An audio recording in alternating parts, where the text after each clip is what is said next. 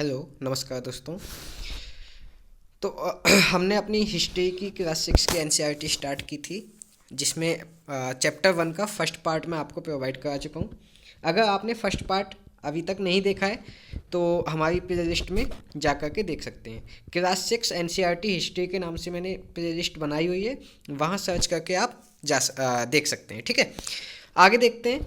तो यहाँ तक मैं कल कवर करा चुका था अपना वाई डू ट्रेवल नाउ एडेज, है ना। लोग बाग आज के टाइम में किस तरीके से ट्रेवल करते हैं।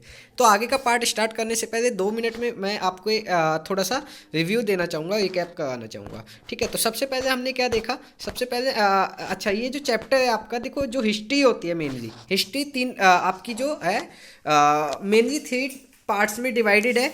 बट जो करंट में चल रही है वो एक अलग टाइप है। ठीक है, होता क्या है, देखो जैसे हिस्ट्री है, हिस्ट्री तो इसमें हिस्ट्री में क्या है आपका, 3 होती हैं, एंशेंट, मीडिएवल और आपकी मॉडर्न। एंशेंट, मीडिएवल और मॉडर्न, है ना, मॉडर्न हिस्ट्री। तो 3 तरीके की हैं। तो क्लास 6 में जितनी भी हिस्ट्री हम करेंगे वो अपनी एंशेंट हिस्ट्री होगी। एंशेंट का मतलब होता है उस टाइम की हिस्ट्री, मतलब जब से कह सकते हैं मनुष्य इस धरती पर आए उस समय से अब तक की जो हिस्ट्री है वो सब की अब तक नहीं, सॉरी, लगभग 700 एडी तक की, 700 एडी तक की जो हिस्ट्री होती है वो कौन सी होती है, एंशेंट, है ना। अलग अलग बुक में अलग अलग हिसाब से दिया हुआ है। तो अप्रोक्सीमेट हम कह सकते हैं 700 एडी, 700 से 750 एडी तक, 700 एडी से यानी कि 700 एडी से 750 एडी, इसके बीच में ही इसका ड्यूरेशन रहता है। मतलब स्टार्ट कब से हुई है, जब से हमारा ह्यूमन इस अर्थ पर आए हैं, तब से 700 एडी यानी कि 700 एडी या 750 एडी तक की जो हिस्ट्री है उसको हम किस में इंक्लूड करते हैं अपना, यानी कि 750 से पहले की, 750 एडी से पहले की जो हिस्ट्री है वो सब किस में आती है, हमारी एंशेंट हिस्ट्री में आती है। ठीक है, तो अभी हम किसका टॉपिक डिस्कस कर रहे हैं, एंशेंट हिस्ट्री का। ठीक है, क्लियर है। 700, कोई भी पूछे कि एंशेंट हिस्ट्री में कहाँ तक सिलेबस कवर होता है, तो 750 एडी से पहले का जितना भी सिलेबस है वो सब किस में कवर होगा, हमारा एंशेंट हिस्ट्री में कवर होगा। तो पूरी बुक ये एंशेंट हिस्ट्री पर है। ठीक है, तो देखते हैं। हमने स्टार्टिंग की थी रसीदा के एक क्वेश्चन से। रसीदा देख रही थी न्यूज़पेपर, है ना, वो सब मैं आपको बता चुका हूँ। जो मेन पॉइंट है वो मैं आपको बताऊँगा। यहाँ हमने सबसे पहले देखा था कि भाई सबसे पहले हमारी जो एग्रीकल्चर हुआ था वो कहाँ हुआ था। तो कहाँ हुआ था, ये मैंने बताए थे, 2 किरथार और Sulaiman hills. After that Garo hills और विंध्याचल, है ना, ये हिल्स। और इन सब के मैंने स्टेट्स भी बताए थे। आज के टाइम में ये किस किस स्टेट में लाई कर रहे हैं। आफ्टर दैट हमने देखा कि सबसे पहले जो ह्यूमन पाया गया था इंडिया में वो कहाँ था, तो वो नर्मदा रिवर के किनारे पाया गया था। कहाँ, नर्मदा रिवर के किनारे। ठीक है, उसके बाद देखा कि लोग बाग अच्छा, ट्रिब्यूटरीज के बारे में देखा हमने, गंगा के, इंडस के बारे में देखा। किसके बारे में, इंडस के बारे में देखा, है ना। इंडस क्या है, इंडस रिवर है, इंडस रिवर है, उसकी ट्रिब्यूटरीज के बारे में देखा। फिर गंगा की ट्रिब्यूटरी के बारे में देखा, है ना। आफ्टर दैट हमने देखा कि लोग बाग किस तरीके से मूव करते थे, ट्रेवल कैसे करते थे। ठीक है, और फिर हमने कंपेरिजन किया कि भाई उस समय कैसे ट्रेवल किया जाता था, आज कैसे ट्रेवल करते हैं हम। तो यहाँ तक हम कवर कर चुके थे। ठीक है, तो this is all about yesterday class, है ना। कल की क्लास के बारे में यहाँ तक है। इसके आगे देखते हैं, अब आज की क्लास स्टार्ट करते हैं। क्या है, लुक एट मैप 1। मैप 1 पर देखो दोबारा से, हिल्स को देखना है, माउंटेन्स को देखना है और सी को देखना है, from the natural frontiers of the सब कॉन्टिनेंट, है ना। तो देखते हैं map 1। Yes, this is your map 1। तो इन्होंने कहा है कि जो यहाँ क्या है, ये पूरा जो है ये हिमालय है। यहाँ क्या है, हिमालय है, इतना पूरा ये हिमालय कुछ इस शेप में है। ठीक है, तो यहाँ ये क्या है, हिमालय किसका काम कर रहा है, हमारे सब कॉन्टिनेंट के लिए एक फ्रंटियर का, किसका काम कर रहा है, फ्रंटियर का। ठीक है, फ्रंटियर क्या होता है, कोई बताएगा फ्रंटियर क्या होता है। यस, अगर पता है तो वीडियो को पॉज करके कमेंट कीजिए कि फ्रंटियर क्या होता है। अच्छा चलो, अभी मैं बताऊंगा, इतने आप सोचो फ्रंटियर क्या होता है। उसके बाद इन्होंने बोला इधर से तो हिमालय हमारा फ्रंटियर है, इधर से क्या है, हमारा जो ओशियन है वो हमारा फ्रंटियर है। ये इतना ओशियन है ना, ये इंडिया के 3 तरफ से ओशियन है। थ्री टाइप्स अगर हम देखें तो 3 टाइप्स, सॉरी 3 टाइप्स नहीं, सॉरी 3 साइड, इंडिया के 3 साइड्स जो हमारा सब कॉन्टिनेंट है। तो 3 साइड क्या है, ओशियंस हैं, ठीक है। ये कौन सा ओशियन है? अरेबियन सी, यानी कि इंडिया के वेस्ट में कौन सा सी है? अरेबियन सी है। अगर हम साउथ की बात करें तो इंडियन ओशियन है, और अगर ईस्ट की बात करें तो इंडिया के ईस्ट में कौन है? बे ऑफ बंगाल है, ठीक है। तो ये हमारा क्या है? फ्रंटियर्स हैं। अच्छा, फ्रंटियर्स की बात चल रही थी, फ्रंटियर्स क्या होते हैं? तो फ्रंटियर्स की अगर हम डेफिनेशन देखें, अगर मैं फ्रंटियर की डेफिनेशन के बारे में बात करूँ, है ना, कि फ्रंटियर क्या होते हैं, तो frontier is a line which joining two countries. Frontier ऐसी लाइन होती है जो दो कंट्रीज को आपस में जोड़ती है। जैसे यहाँ अगर हम देखें तो यहाँ क्या है? ये हिमालय है, हिमालय के इस साइड इंडिया, हिमालय के इस साइड कौन सा देश है? चाइना, है ना। कौन है? इधर चाइना है, इधर कौन है? इंडिया है ना। साउथ में इंडिया और नॉर्थ में चाइना। तो ये हिमालय क्या कर रहा है? दो कंट्रीज को जोड़ने का काम कर रहा है। दैट्स कि भाई हिमालय क्या हो गया हमारे लिए? फ्रंटियर हो गया। हिमालय क्या हो गया? फ्रंटियर। तो फ्रंटियर इज अ लाइन, है ना, विच ज्वाइन टू कंट्रीज, जो दो कंट्रीज को ज्वाइन करता है, ऐसे लाइन को हम क्या कहते हैं? फ्रंटियर कहते हैं। तो अब दोबारा से देखते हैं, look at map one once more, hills mountains and seas from the nature frontier of the subcontinent. हमारा जो सब कॉन्टिनेंट है उसके फ्रंटियर का काम कौन कर रहा है? हिल्स, माउंटेन्स और सीज, है ना, समुद्र जो है। While it was difficult to cross these frontiers, पुराने टाइम में इन फ्रंटियर्स, पुराने टाइम में क्या आज के टाइम में भी इन फ्रंटियर्स को क्रॉस करना थोड़ा सा डिफिकल्ट है। Those who wanted could and did scale the mountains and cross the sea. अब उनके बारे में बात चल रही है जो माउंटेन को इसके मतलब माउंटेन को क्रॉस करना चाहते हैं या सी को क्रॉस करना चाहते हैं, ठीक है।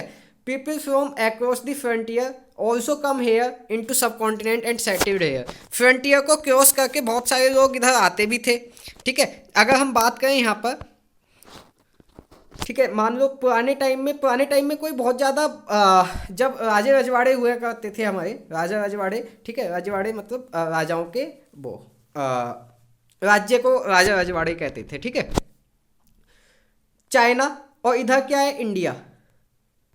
तो पुराने टाइम में कोई वीजा वगैरह नहीं लगता था, लोग बाग आकर के सेटल हो जाया करते थे। तो मान लो चाइना से किसी को इंडिया की तरफ आना है तो वो हिमालय को क्रॉस करके आते थे, उन्हें आना पड़ता था, ठीक है। तो मतलब फ्रंटियर थोड़ी सी, ये हिमालय जो है या जो भी फ्रंटियर्स हैं ये ट्रैवल करने में थोड़ी सी प्रॉब्लम तो करते थे, बट कभी भी इम्पॉसिबल नहीं हुआ। जैसे कि कल बताया था मैंने कि कभी भी ट्रैवल करना इम्पॉसिबल नहीं हुआ, बट फ्रंटियर्स होने की वजह से थोड़ा सा डिफिकल्ट हो जाया करता था ट्रैवल करना, ठीक है। तो लोग बाग उधर से आकर के, यानी कि पूरे फ्रंटियर्स को क्रॉस करके इधर इंडिया की तरफ सेटल्ड हो जाया करते थे, ठीक है। आगे बात करें, these movement of people enriched our cultural traditions, people have shared new ways of carving stone, composing music and even cooking food over 700 of years, ठीक है। लोग बाग यहाँ आकर के सेटल हो जाया करते थे, हमारे ही कल्चर में घुल मिल जाया करते थे, ठीक है।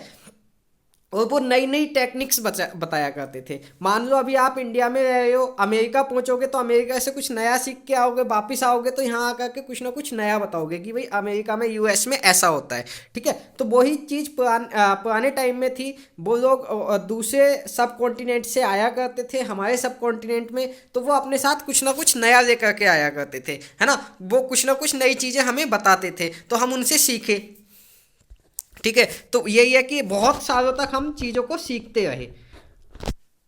अब क्या है? नेम्स द लैंड, हमें कुछ नाम बताने। Two of the words we often use our country are India and Bharat. हम जो है अपने जो अपना जो कंट्री है उसको या तो इंडिया बोलते हैं या भारत बोलते हैं, है ना। दो ही नाम है हमारी कंट्री के, इंग्लिश में इंडिया एंड हिंदी में हम भारत बोलते हैं, ठीक है। The word India comes from the Indus. अच्छा, अब कभी आपने सोचा है कि हम अपनी कंट्री को इंडिया क्यों बोलते हैं? तो इंडिया जो वर्ड है वो कहाँ से निकला है? इंडस से। इंडस क्या है? इंडस इज अ रिवर, ठीक है। मैंने कल दिखाई भी थी मैप पर कि इंडस कहाँ है। तो दोबारा से देखो एक बार मैप बंद और बताओ इंडस अच्छा चलो, मैंने कल एक क्वेश्चन बताया था आपको कि इंडस करंट में किस कंट्री में आती है, किस कंट्री के अंडर में इंडस है। यानी कि अगर मेन इंडस रिवर की बात करें तो इंडस रिवर जो है वो किस कंट्री से होकर के फ्लो कर रही है इस टाइम, ठीक है, बताइए मुझे कमेंट करके। तो जो इंडिया वर्ड है वो कहाँ से निकला है, इंडस से, और इंडस को हम सिंधु भी कहते हैं, इंडस को हम सिंधु भी कहते हैं, हिंदी में सिंधु कहते हैं, ठीक है, सिंधु। और सिंधु के आसपास का जो एरिया है उसे सिंध कहा जाता है, सिंध का एरिया, ठीक है। तो सिंधु इन संस्कृत, संस्कृत में सिंधु कहा जाता है और इंग्लिश में इंडस कहते हैं उसको। Find Iran and Greece in your atlas. अब आपने एक एटलस खरीद रखी होगी, उसमें ईरान और ग्रीस को देखिए, बताइए कहाँ होगा ईरान और ग्रीस, ठीक है। The Iranians and Greeks who came together north west about 2500 years ago and were familiar with the Indus called it the Hindoos, और इंडोज, ठीक है। जो ईरान के लोग थे और जो ग्रीक के लोग थे वो अपने देशों से इधर वेस्ट की साइड मूव कर रहे थे, वेस्ट मतलब इंडिया की तरफ मूव कर रहे थे, और वो इंडस रिवर की आसपास ही सेटल हो रहे थे, है ना। कहाँ से आ रहे थे लोग बाग, ईरान से आ रहे थे, ईरान और ग्रीक से आ रहे थे, और वो कहाँ सेटल होना चाह रहे थे, इंडस के आसपास, ठीक है, इंडस रिवर के पास। मैंने कल बताया था कि लोग बाग पहले के जो पीपल हुआ करते थे वो रिवर के बैंक पर ही क्यों सेटल होना चाहते थे, यानी कि नदियों के किनारे ही क्यों सेटल हुआ करते थे, उसका रीजन मुझे बताइए अगर आपको याद है तो इन्होंने क्या कहा, जो ईरान और ग्रीक के लोग थे, मान लो ये इंडस है, ये क्या है, इंडस है,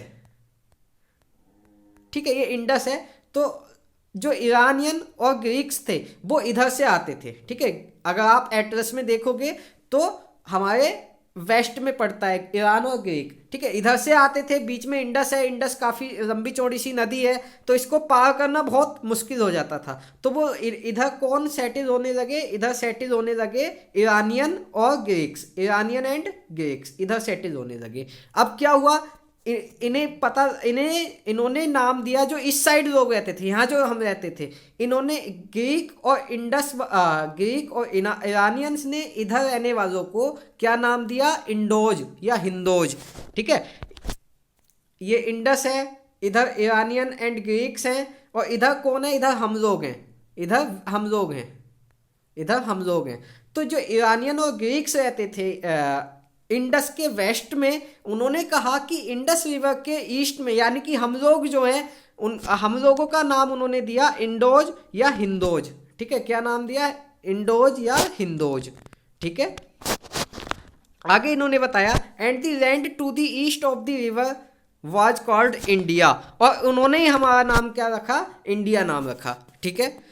तो अपने देश का नाम इंडिया किसने रखा, तो ईरानियन एंड ग्रीक्स वाले जो लोग थे, जो वेस्ट से आकर के इंडस रिवर के बैंक पर सेटल हो गए थे, उन्होंने ही हमारा नाम क्या रखा, हमारे कंट्री का नाम रखा इंडिया, और हमारा नाम रखा इंडोज या हिंदोज, ठीक है, इंडोज या हिंदोज, ठीक है, हिंदोज, ठीक है, क्लियर है बात। इसके बाद The name Bharat was used for a group of people who lived in the north west, और भारत किसके लिए यूज होता था, जो नॉर्थ वेस्ट में रहते थे। नॉर्थ वेस्ट का मतलब है, मान लो ये इंडिया है, एक मिनट में मैप बंद दिखाता हूँ आपको।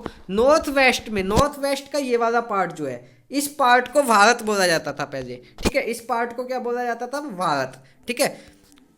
देखो ये इंडस रिवर है, चलो दोबारा शुरू से ही बता देता हूँ। इधर से आते थे ईरानियन एंड ग्रीक्स, तो ये रिवर को पार नहीं कर सकते थे, क्योंकि पहले टाइम में रिवर को पार करने की टेक्नोलॉजी यानी कि बोट्स वगैरह हमारे पास नहीं थी, ठीक है। तो ईरानियन एंड ग्रीक्स की मजबूरी थी यहीं रुकना, तो वो यहीं रुक गए, ठीक है। फिर इधर रहते थे हम लोग, तो हम लोगों को इन्होंने क्या बोला, इंडोज या हिंदोज, और जिस जमीन पर हम रहते थे उस जमीन को इन्होंने क्या बोला, इंडिया और भारत, क्या बोला, इंडिया और भारत, ठीक है। तो ये था, क्लियर है। तो ये आई थिंक ये क्लियर हुआ होगा आपको कि हमारी कंट्री का नाम इंडिया या भारत किसने रखा, क्यों रखा। तो इंडस वर्ड से निकला है वर्ड इंडिया, ठीक है। And who are mentioned in the Rigveda था। और ये बात हमें कहाँ से पता लग रही है? ऋग्वेद से बात पता लग रही है। कहाँ से? ऋग्वेद से। तो ऋग्वेद जब हम वैदिक पीरियड पढ़ेंगे, इसमें आएगा अभी वैदिक के बारे में, वेद्स के बारे में, तो हम बताएंगे कि र्ग्वेद क्या है, ठीक है, कौन सा वेद है, क्या है, इसमें क्या क्या दिया हुआ है। तो ऋग्वेद के बारे में, ऋग्वेद को पढ़ने से हमें ये सब चीज़ें पता लगी, ठीक है। The earliest composition in Sanskrit, later it was use for the country, dated up to the 35 years ago, ठीक है। और ये जो ऋग्वेद है ये किस में लिखा गया है? संस्कृत में लिखा गया है। और ये लगभग कितने साल पुराना है? 3500 ईयर्स एगो है, ठीक है। 3500 ईयर्स पहले ऋग्वेद लिखा गया, ठीक है। और ये अब बाद में ये कंट्री के काम में आया। कंट्री की बहुत सारी ट्रेडिशंस इससे बनी, है ना, जो आज हम कहते हैं अपना कि भाई बहुत सारी परंपराएं हैं वो हम ऋग्वेद से ही सीखे हैं, ठीक है। आगे इन्होंने बोला है finding out about the past. अब हमें इन सब चीज़ों के बारे में पता कहाँ से चलता है? जैसे अभी बताया कि हमें जो इंडोज और हिंदोज के बारे में पता लगा, वो कहाँ से पता लगा? ऋग्वेद से। कहाँ से पता लगा? ऋग्वेदा से, ठीक है। ऋग्वेदा से ये बात हमें पता लगी कि भाई ये चीज़ें थी उस समय, ठीक है। तो अब और बाकी किस चीज़ों से पता लगता है? तो बहुत सारी चीज़ें हैं जिनसे हमें बहुत सारी चीज़ें पता लगती हैं। तो वही देखना है क्या क्या चीज़ें हैं। तो there are several ways of finding out about the past. बहुत सारी चीज़ें जिनसे हम पास्ट के बारे में जान सकते हैं। One is to search for and read books that were written long ago. क्या किस किस चीज़ों से जान सकते हैं? तो एक तो किताबें पढ़ सकते हैं हम जो बहुत साल पहले लिखी हुई हैं, है ना। तो दीज आर कॉल्ड मैन्यूस्क्रिप्ट, और इनको क्या बोला जाता था? मैन्यूस्क्रिप्ट बोला जाता था, ठीक है। Because they were written by hand. क्यों? क्योंकि ये हाथ से लिखी जाती थी। और किस उस पर लिखी जाती थी? रिटिन ऑन दी पाम लीफ। किस पर लिखी जाती थी? पाम लीफ पर, यानी कि पाम की पत्ती पर, ठीक है। एक तो हमें पता लगता है कहाँ से? मैन्यूस्क्रिप्ट से, ठीक है। और दूसरी चीज़ें अभी पता लगेंगी हमें। और on the specially prepared bark of tree known as the birch, या फिर बर्च पर, ठीक है। ट्री की बार्क पर लिखी जाने वाली चीज़, है ना, बर्च पर हमें मैन्यूस्क्रिप्ट। तो मैन्यूस्क्रिप्ट दो चीज़ों पर हमें लिखी मिल सकती हैं।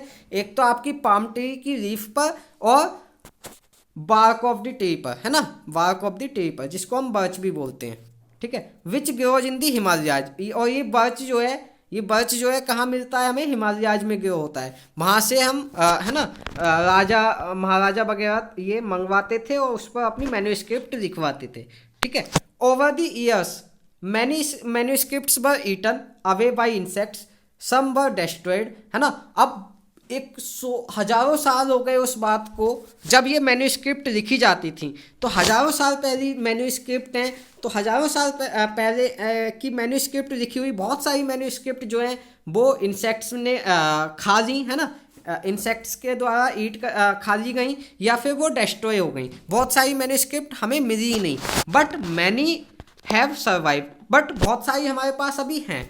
ऑफन प्रिजर्व्ड इन टेम्पल्स, जो कि मंदिरों में रखी हुई हैं, एंड मोनेस्ट्रीज, और मोनेस्ट्रीज में रखी हुई हैं। अब ये मोनेस्ट्रीज क्या होते हैं? तो मोनेस्ट्रीज पता लगेगा आपको जब हम पढ़ेंगे बुद्धिज्म एंड जैनिज्म वाला चैप्टर, ठीक है। तो अभी वेट करो कि मोनेस्ट्रीज क्या होते हैं, ठीक है। These books dealt with all kinds of subjects. ये सभी तरीके के सब्जेक्ट्स के बारे में हमें बताती हैं, पुराने टाइम के, है ना। यहाँ तक कि जो टेक्नोलॉजी हमारे पास अभी है ना, वो पहले टाइम में भी थी, ठीक है। इंडिया में बहुत पहले बहुत सारी टेक्नोलॉजी हैं, ठीक है। अगर हम मैन्यूस्क्रिप्ट को पढ़ें तो हमें पता लगता है कि दी लाइफ्स ऑफ किंग्स, राजा की लाइफ के बारे में, मेडिसिन्स, जो पुराने टाइम में मेडिसिन्स यूज होती थी उनके बारे में, जो साइंस यूज होती थी उसके बारे में हमें मैन्यूस्क्रिप्ट से पता लगता है। बिसाइड्स देयर वर एपिक्स, और बहुत सारे एपिक्स भी हैं, है ना। पोएम्स, बहुत सारी पोएम्स हैं, प्लेज हैं। Many of these were written in Sanskrit, और बहुत सारी चीज़ें इनमें से क्या लिखी हुई हैं? संस्कृत में लिखी हुई हैं, और कुछ चीज़ें प्राकृत में लिखी हुई हैं। प्राकृत क्या थी? प्राकृत वो लैंग्वेज थी जो पुराने लोग यूज किया करते थे, ठीक है। पुराने लोग जो यूज किया करते थे वो कौन सी लैंग्वेज थी? प्राकृत लैंग्वेज थी, ठीक है, प्राकृत, है ना। एंड तमिल, और तमिल में भी लिखी हुई हैं कुछ चीज़ें, ठीक है। तमिल लैंग्वेज जो है, तमिल लैंग्वेज में भी बहुत सारी मैन्यूस्क्रिप्ट लिखी हुई हैं, ठीक है। तो एक तो हो गया, एक हमें रिटिन मिलता है। तो रिटिन दो फॉर्म में मिल सकता है हमें। नंबर 1 मैन्यूस्क्रिप्ट की फॉर्म में, और नंबर 2 किसकी फॉर्म में मिल सकता है हमें? इंस्क्रिप्शंस की फॉर्म में, इंस्क्रिप्शंस, ठीक है, किसकी फॉर्म में, इंस्क्रिप्शंस। अब मैन्यूस्क्रिप्ट तो हमने देख ली, एक बार रिवाइज करा देता हूँ। मैन्यूस्क्रिप्ट क्या होती है? Manuscript is a written form of our past, है ना, अपने पास्ट की रिटन फॉर्म जो है वो मैन्यूस्क्रिप्ट है, ठीक है। मैन्यूस्क्रिप्ट किसे बोलेंगे? तो जो लिखी हुई चीज़ें हैं, बट किस पर लिखी हुई हैं? या तो पाम ट्री पर या बर्च पर, है ना, किस पर तो अगर हम बात करें तो मैन्यूस्क्रिप्ट किस पर लिखी जाती है? या तो आपके पाम पाम लीफ पर, पाम लीफ पर, या बर्च पर, बर्च, ठीक है, या किस पर? बर्च पर, ठीक है। तो पाम लीफ या बर्च, इन दो चीज़ों पर अगर लिखा गया है तो उसको क्या बोलेंगे? मैन्यूस्क्रिप्ट बोलेंगे, ठीक है। तो अगर अपना पास्ट, एक मिनट को, हाँ, अगर अपना पास्ट जो है किस पर लिखा गया है? पाम लीफ पर, पाम लीफ या बर्च पर, तो उसको क्या बोला जाएगा? उसको बोला जाएगा मैन्यूस्क्रिप्ट, है ना। और अगर इन अब बात करेंगे इंस्क्रिप्शन, तो इंस्क्रिप्शन क्या होती है? इंस्क्रिप्शन होता है स्टोन पर लिखना। अगर स्टोन पर लिखा गया है यानी कि हार्ड सरफेस पर लिखा गया है तो उसको क्या बोलते हैं? इंस्क्रिप्शन। तो समझ आ गया, मैन्यूस्क्रिप्ट पाम लीफ या बर्च पर लिखी जाती है, और इंस्क्रिप्शन किस पर लिखी होती है? स्टोन यानी कि हार्ड सरफेस पर लिखी होती है, ठीक है। हमें पता है ना, पुराने लोग जो हमारा पास्ट था, हम पास्ट में क्या यूज किया करते थे? स्टोन यूज किया करते थे, ठीक है। तो जो पुराने ज़माने के, बहुत पुराने ज़माने के राजा थे, वो इंस्क्रिप्शन लिखवाते थे। इंस्क्रिप्शन मतलब पत्थर पर चीज़ें लिखवाते थे, ठीक है। स्टोन की खुदाई करवा करवा के वो लिखवाते थे, ठीक है। कैसे लिखवाते थे? अब पूरा इंस्क्रिप्शन के बारे में रीड करना है।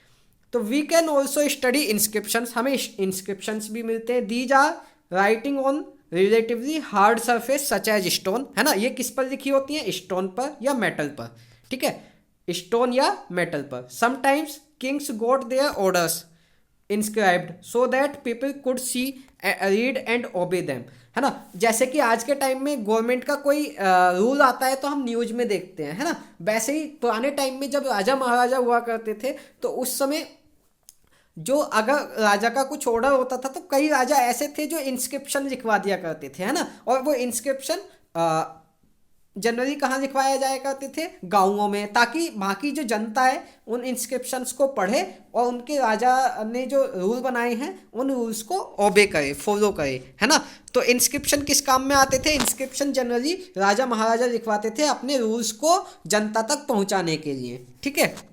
आज के टाइम में तो हम न्यूज़पेपर पढ़ लेते हैं, तो पुराने टाइम में लोग कैसे पता करते थे कि क्या नए रूल, क्या क्या चल रहा है उनके राज्य में? तो वो इंस्क्रिप्शन से पता चलता था, ठीक है। आगे अगर हम बात करें तो there are other kind of inscriptions, कुछ दूसरे काइंड की भी इंस्क्रिप्शंस होती हैं।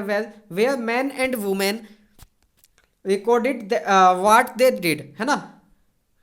कुछ इंस्क्रिप्शंस इस तरीके की भी होती हैं कि उनमें राजा महाराजाओं या बहुत प्रसिद्ध जो लोग बाग हुआ करते थे उस टाइम के, उनके बारे में चीज़ें लिखी जाती थी, है ना। जैसे कि for example Kings often kept records of victories in battle. मान लो किसी राजा ने कोई जंग जीती, है ना, बहुत लड़ाई कोई जीती, कोई बैटल जीती, विक्ट्री हुई उसमें, तो वो अपनी इंस्क्रिप्शन लिखवाता था ताकि आने वाले लोग उसे याद रखें। मान लो एक बार राजा ने इंस्क्रिप्शन लिखवा दी, यानी कि स्टोन पर उसने लिखवा दिया, तो एक चीज़ बताओ, क्या स्टोन पर लिखी हुई चीज़ एकदम से डिस्ट्रॉय हो जाएगी? नहीं होगी, वो 100 सालों तक ऐसे ही रहेगी, ठीक है। तो राजा महाराजा जब अपनी कोई तारीफ करवाया करते थे, अपनी कोई जीती हुई लड़ाई, है ना, लड़ाई कोई जीत के आते थे तो उसके बारे में इंस्क्रिप्शन लिखवाते थे कि हमने इस राज्य को जीत लिया, ठीक है। तो वो क्या है? इंस्क्रिप्शन है, ठीक है। ये जो है ये एक इंस्क्रिप्शन पाया गया है। कहाँ पाया गया है? देखते हैं। An old this inscription dates 2250 years ago, और ये इंस्क्रिप्शन लगभग कितने साल पुराना है? 2250 साल पुराना इंस्क्रिप्शन है। और ये कहाँ पाया गया है? कंधार में, ठीक है। कहाँ पाया गया है? कंधार में। और कंधार जो है आज के टाइम में कहाँ है? वो अफगानिस्तान में, ठीक है। It was inscribed on the order of a ruler named Ashoka. और ये किसका इंस्क्रिप्शन है? अगर हम हमारे जो हिस्टोरियर्स हैं हिस्टोरियंस हैं, उन्होंने इसको रीड किया तो उन्होंने बताया ये किसके बारे में लिखा हुआ है, अशोका के बारे में लिखा हुआ है। अशोक कौन थे, तो अशोक मगध के, मैंने बताया था लास्ट वीडियो में मगध के बारे में, तो मगध के एक राजा थे अशोक, उनके बारे में ये इंस्क्रिप्शन लिखा हुआ है। ठीक है, अशोक के बारे में भी बहुत चीज़ें पढ़नी है अभी हमें, नेक्स्ट आगे आने वाले चैप्टर्स में पढ़ेंगे। तो you will read about him in chapter 8। हाँ, ये बताया कि आप अशोक के बारे में किस चैप्टर में पढ़ोगे, 8th चैप्टर में पढ़ोगे। When we write anything we use a script, और अगर हमें कुछ चीज़ें लिखनी होती थी तो हम स्क्रिप्ट यूज करते थे। स्क्रिप्ट कितनी तरीके की, 2 तरीके की होती है, मैन्युस्क्रिप्ट और इंस्क्रिप्शन, है ना। तो स्क्रिप्ट कंसिस्ट ऑफ लेटर्स और साइंस। स्क्रिप्ट किससे मिलकर के बनी होती थी, लेटर और साइन से मिलकर बनी होती थी। ठीक है, जिसको हिंदी में लिपि बोलते हैं, लिपि। When we read what is written और speak we use a language। ठीक है, जब हम रीड या स्पीक करते हैं तो हमें लैंग्वेज की जरूरत होती है। This inscription was inscribed in 2 different scripts languages, है ना। ये जो इंस्क्रिप्शन है, ये जो इंस्क्रिप्शन पाया गया था, ये 2 अलग अलग लैंग्वेज में लिखा हुआ है। कौन सी लैंग्वेज है, तो देखते हैं। पहली तो ग्रीक है, जो ऊपर का लिखा हुआ है, देखो यहाँ आपको साफ साफ दिख भी रहा होगा।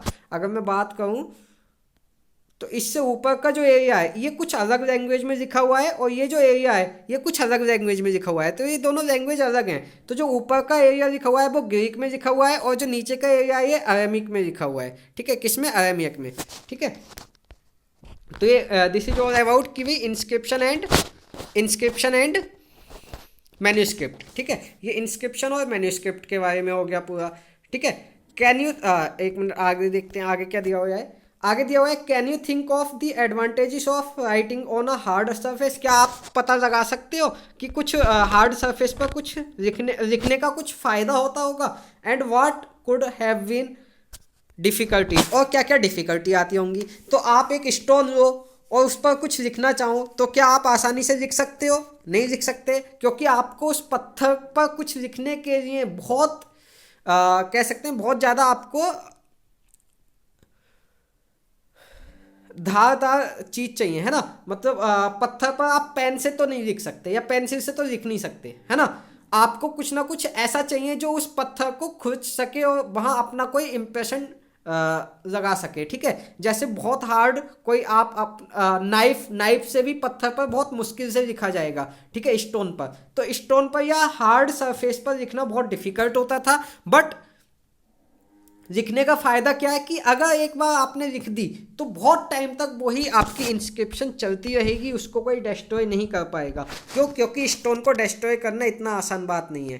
ठीक है, तो कुछ डिफ़िकल्टीज थी इंस्क्रिप्शंस लिखने में, लेकिन ये बहुत ज़्यादा सेफ थी। फिर अगर एक बार लिख गई तो लिख गई, फिर कोई इसको डिस्ट्रॉय नहीं करता था। ठीक है, तो ये फ़ायदा था आपका। लेकिन जो तो हमें जो मिली हैं वो बहुत सारी इंस्क्रिप्शंस मिली हैं, लेकिन जो मैन्यूस्क्रिप्ट हैं, मैन्यूस्क्रिप्ट सॉफ्ट सरफेस पर लिखी जाती थी। तो सॉफ्ट सरफेस पर लिखना आसान होता था, लेकिन वो जल्दी डिस्ट्रॉय हो जाता था। तो मैन्यूस्क्रिप्ट जो है वो हमें बहुत कम मिली हैं। मैन्यूस्क्रिप्ट हमें कम मिली हैं और इंस्क्रिप्शंस ज़्यादा मिले हैं, क्योंकि इंस्क्रिप्शंस को डिस्ट्रॉय करना मुश्किल है और मैन्यूस्क्रिप्ट को डिस्ट्रॉय करना आसान है। ठीक है, तो मैन्यूस्क्रिप्ट डिस्ट्रॉय हो चुकी हैं बहुत सारी, लेकिन हमारे पास बहुत सारी इंस्क्रिप्शंस अभी हैं।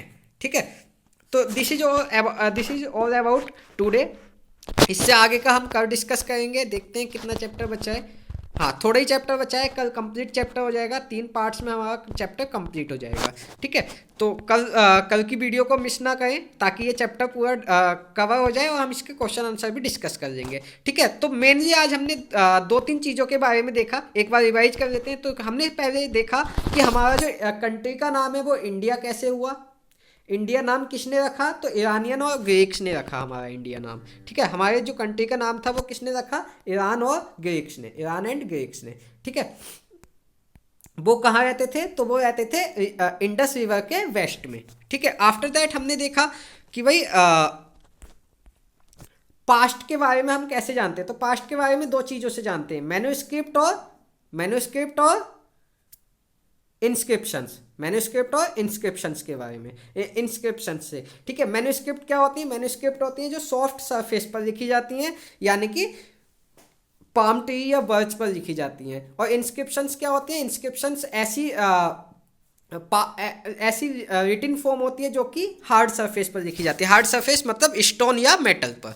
ठीक है, तो ये इतना हो गया। ठीक है, बाकी कल पूरा चैप्टर करने के बाद एक शॉर्ट वीडियो मैं आपके साथ शेयर कर दूंगा 5 से 10 मिनट की, जिसमें पूरे चैप्टर का एक वो हो जाएगा, अपना रिवीजन टाइप हो जाएगा। ठीक है, ताकि पूरा चैप्टर एक बार से समराइज कर सकूँ मैं। ठीक है, so this is all for today. Thank you. If you have any doubt, you can share your doubts in our Telegram group, है ना। और टेलीग्राम ग्रुप की लिंक मैंने डिस्क्रिप्शन में दे दी है, वहाँ जाइए, अपना कोई भी डाउट पूछ सकते हैं। जैसे ही टाइम मिलेगा आपका डाउट सॉल्व किया जाएगा। ठीक है, अगर पर्टिकुलर किसी टॉपिक पर आपको वीडियो चाहिए तो आप मुझसे मांग सकते हैं, मैं आपको वीडियो प्रोवाइड करा दूंगा। ठीक है, बाकी अगर आपको ये एनसीईआरटी की सॉफ्ट कॉपी चाहिए तो मैंने अपने टेलीग्राम चैनल पर अपलोड कर दी है, वहाँ से जा कर के आप डाउनलोड कर सकते हैं। So okay, thank you.